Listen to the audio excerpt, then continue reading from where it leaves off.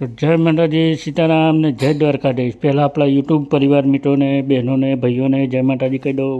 જય માતાજી, જય શ્રી કૃષ્ણ, જય દ્વારકાધીશ, જય હો. અમારા બ્લોગને સપોર્ટ કરજો. તો આજે સરસ મજાનું શાક બની રહ્યું છે. તો આ છે જો સરસ મજાના ગુલાબી રીંગણ અને અંદર એડ કરવાના છે તુવેરના લીલા દાણા, મરચાં અને બટાકા. તો આ ગુલાબી રીંગણમાં મસાલો શું શું કર્યો? સિંગ, આદુ લસણની પેસ્ટ, અજમો, જીરું, પછી ધાણા મરચું બધું નાખ્યું અને ઉપર થોડો મેગી મસાલો પણ નાખીને મસાલો નાખ્યું હતું. આપણે વઘારમાં લીલું લસણ નાખવાનું. તો મિત્રો સરસ મજાનો અંદર મસાલો ભરે છે. હળદર, ધાણા, જીરું, મરચું, મીઠું અને સિંગ, આદુ લસણની પેસ્ટ ટીચીને નાખી છે અને મેગી મસાલો પણ નાખ્યો છે અંદર થોડો, અને એનો માવો તૈયાર કર્યો છે. અને આ શાક બનવાનું છે સરસ મજાનું. તો જો આ તેલ ગરમ થવા મૂક્યું, એમાં અજમો નાખ્યો. આ શું નાખ્યું બીજું? રહી. તો અજમો, રહી અને પછી જીરું, આ ત્રણે ગરમ તેલમાં વઘાર માટે નાખ્યું. અને આ ઉપર નાખ્યું લીલું લસણ. શિયાળામાં લીલા લસણની મોજ અલગ હોય. તો જો એ મસાલો તૈયાર થયો અને જે મસાલાવાળા રીંગણ ભરેલા હતા એ અંદર ફ્રાય કરવા નાખી દીધા સરસ મજાના. તો આજે સરસ મજાના ભરેલા રવૈયા, લીલી તુવેર, બટાકા, મરચાંનું મસાલેદાર શાક બની રહ્યું છે. અને તુવેરની દાળની ખીચડી બનશે. આજે બહુ દિવસ થઈ ગયા છે. તો જો આ રીતના નાખીને તેલની અંદર વઘાર કરી દીધો. હવે ઉપરથી મસાલો કરવાનો, ધાણા જીરું, હળદર, મરચું, ગરમ મસાલો, મીઠું.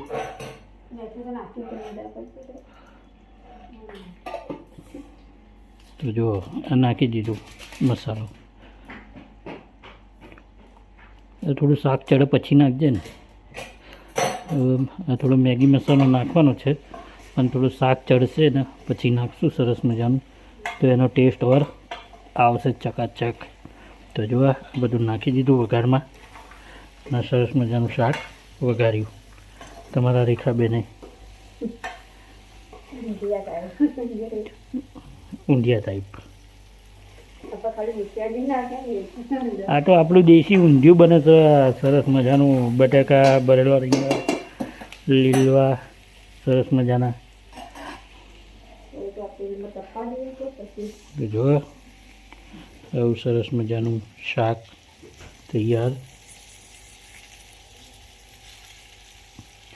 જો દેખામાં આટલું સરસ દેખાય તો બનશે ત્યારે એનો ટેસ્ટ કેવો આવશે વિચાર લેજો.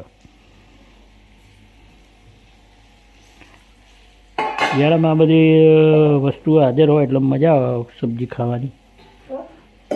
અને જોડે બનશે બાજરીના રોટલા. હો, ઘઉંની રજા. આજે બાજરીનો રોટલો ખાવાનો. કેમ કે 2 દિવસથી ઠંડી પણ વધી ગઈ છે.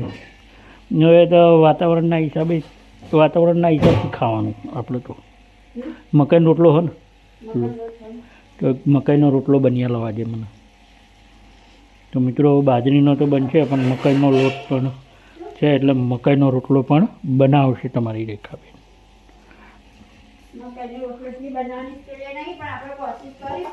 નાનો બનાવવાનો, બહુ મોટો નહીં કરવાનો. એટલે તો જો મકાઈનો રોટલો એને બનાવતા એકદમ આવડતું તો નહીં એવું કહી રહ્યું, પણ કોશિશ કરશે. તો જો ખીચડીની તૈયારી.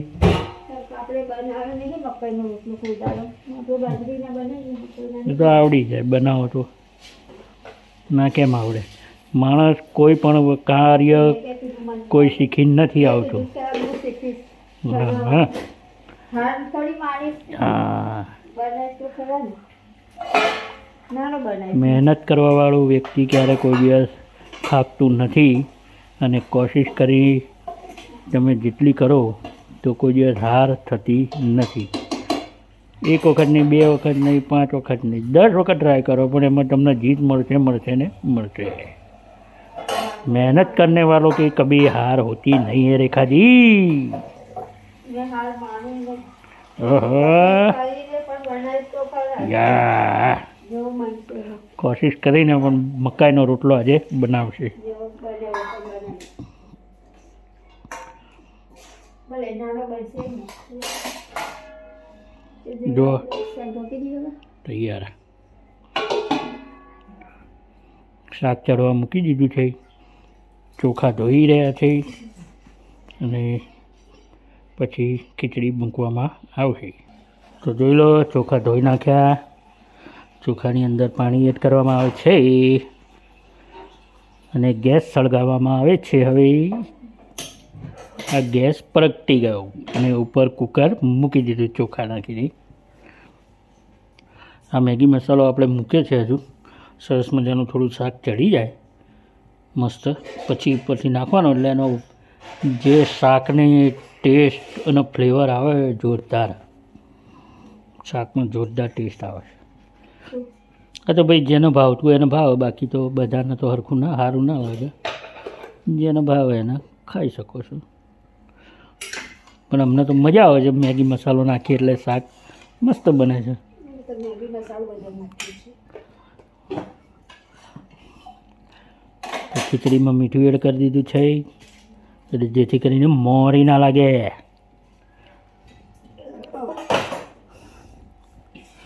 બોલો હવે શેની તૈયારી? હવે બાજરી રોટલો આપણા મકાઈ રોટલો કરવાનો પણ હજુ મોડે થઈ. હવે મકાઈ અને બાજરી રોટલો કરવાનો છે પણ હમણાં મોડાથી.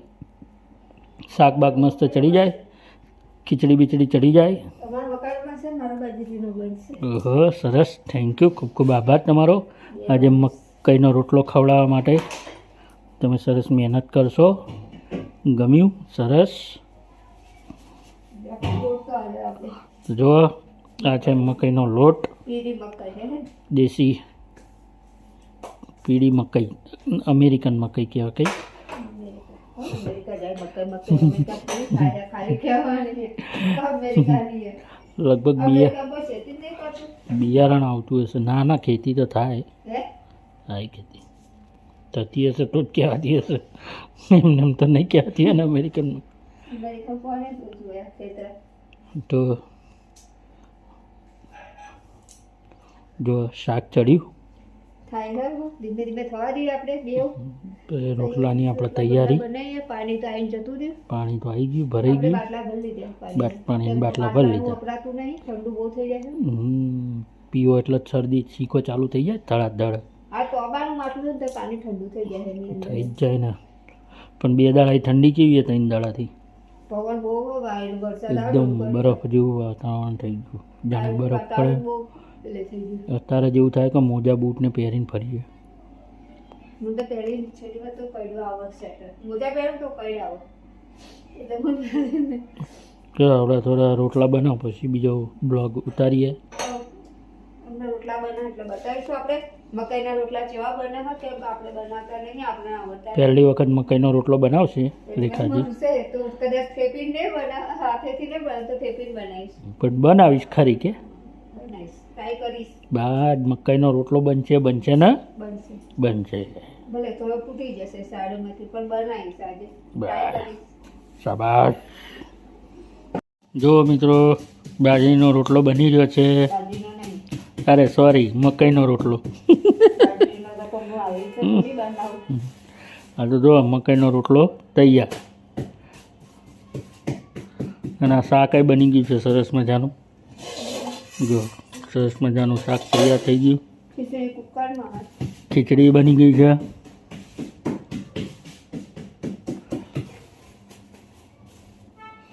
આ મકાઈનો રોટલો હવે તવી ઉપર ચડવા તૈયાર થઈ ગયો છે શેકાવા માટે. આપણે એના હાંધા પૂરી દઈએ. હોંધા પડ્યા, હોંધા પૂરીને આ તવી ઉપર નાખ્યું. બે ખાઈ લેવા નાના. यस खाएंगे. मस्त क्रंची होना चाहिए. रोटलो क्रंची करवानो શેકીને. તો મકાઈના રોટલા તૈયાર થાય છે. સરસ મજાનું ભરેલો ગુલાબી રીંગણ, તુવેર બટાકા મરચાં મસાલો કરીને સરસ મજાનો ભરીને શાક બનાવ્યું અને મકાઈના રોટલા બનાવો. મકાઈના તો બનો છે, હજુ બાજરીનો બનશે. જો બાજરીના રોટલા એક બનાવવાના. બાજરીનો તો એક જ બનશે આપણે એટલો. એક રોટલામાં આપણે ઘૂઘરા જેવા, એક રોટલામાં ઘૂઘરા જેવા.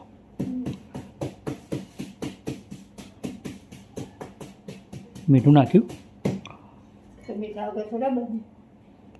તમે તો તે હાથ કરો શીખવા દે, કે મીઠું નાખી. ઉઠી જશે. જો પહેલી વાર આ રોટલા આવી રીતે કેવું બીજો આવડતા નહીં ખાલી મકાઈના. મકાઈના રોટલા આવડતા નહીં પણ બનાવે છે આજે. મકાઈ નહીં થતી. અમારે મકાઈ બાવકો થતો હતો, બાવકો. પણ બાવટા રોટલા આપણે બાજરી જેવા થતા હતા ને.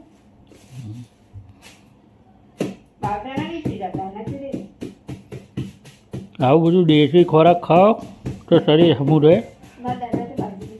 આ બધું સેન્ડવીચ ને આ ને તે ને ઘઉં ને રોટલા ને પોટલા ખાવાથી તો બીમારીઓની તકલીફો. આ જ મગન રોટલો બન્યો. આપણે બે થઈ જશે. જય રામ. મકાઈનો, જુવારનો, બાજરીનો આવા રોટલા ખાવા જોઈએ તો મોજ આવી જાય. તબિયત સારી રહે, હેલ્થ સારી રહે, શરીર સારું રહે અને બીમારીઓ સેટી રહે. આ બધું ખાવાથી, આ બધું ખાવાનું સરસ મજાનું પ્રોટીન, કેલ્શિયમ ને ફાઈબર ને બધું હોય આ અનાજમાં.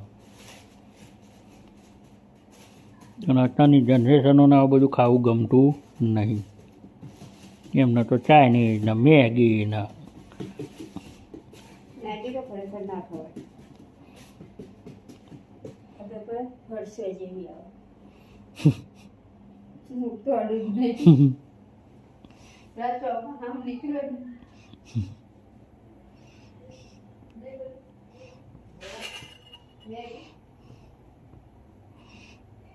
સક્કા નૂડલ્સ.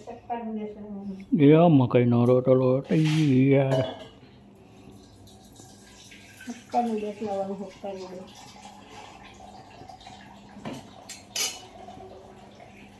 વાહ, આપણા વડે મકાઈનો રોટલો તૈયાર.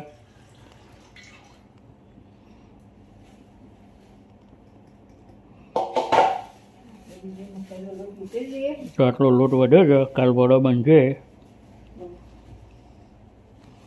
તો 2 રોટલા બનાવ્યા એમાંથી તમારે ખબર છે.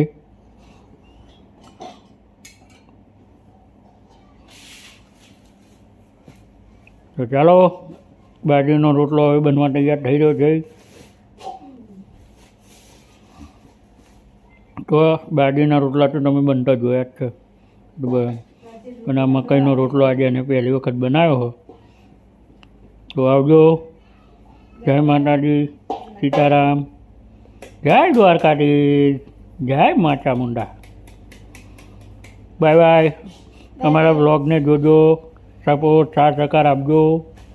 સબસ્ક્રાઇબ કરજો. ચેનલમાં નવા હોય તો ચેનલને જય હો.